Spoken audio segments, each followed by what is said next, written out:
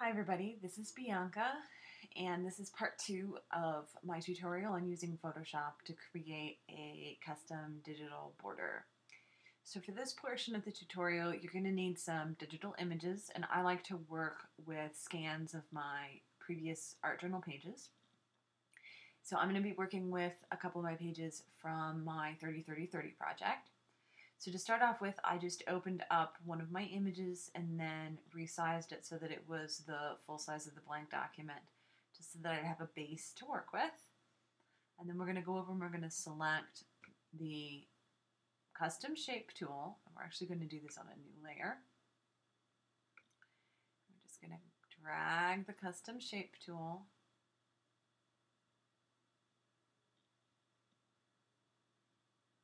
Hide that so that you can actually see.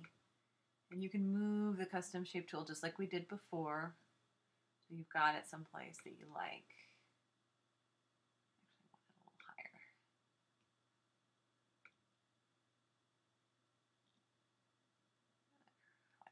higher. Okay. Once that's done, you can actually take the vector mask part, which is the second part here, and you can slide it on up to the previous layer. So now you can see it's cut out from the journal page in the shape that we want. Then we can just go ahead and trash that black part. And what we're left with is the cutout of the shape. Now this is fine just on its own, and we could actually just work with this. But I actually like to combine a little bit more. So what you can do is you can go ahead, go up to File and click Place, and this will open up an open screen so that you can go through and you can see these are my pages that I have options for. So I've selected this one. You want to make sure that it's actually on top of the previous one over here in your palette so that it's in front. Now sometimes you're going to have white spots like here from where I cropped. If that's the case, you can just trim it down by using your selection tool, and then you can just select the area that you want to use. And go up and say New Layer via Copy, and now you can see we've got the Layer 1 and then 30-18. Go ahead and just trash 3018 since we won't be using this. And we're left with this new layer. And all we have to do is find where we want this layer to go. So you can kind of move it around, find the spot that you want it to be in, you think. And then we're going to click on the layer. One of the options is to create a clipping mask. So we're going to do that, and it's going to cut that layer down into the shape. At this point, you can still actually move it around. So if you're not really certain, like I think that looks really cool, I'm going to do that. Where you want it to go, you can kind of move it around. And you can do this as many times as you want. I have this other one that I placed. It's the same process again.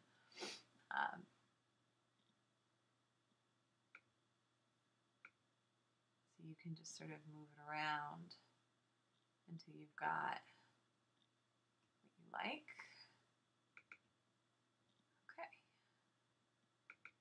So now, let's say that we're done. So we're going to merge this down. Oops.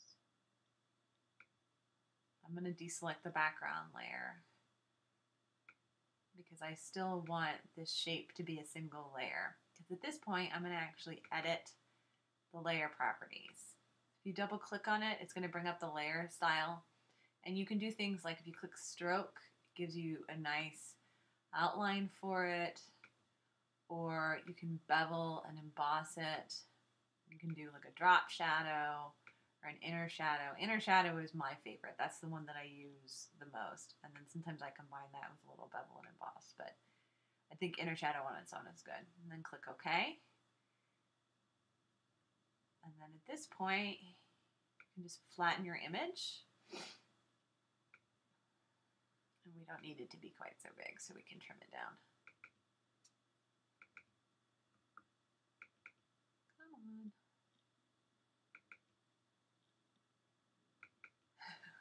Well, theoretically, we could trim it down. I don't know why it's not letting me do it.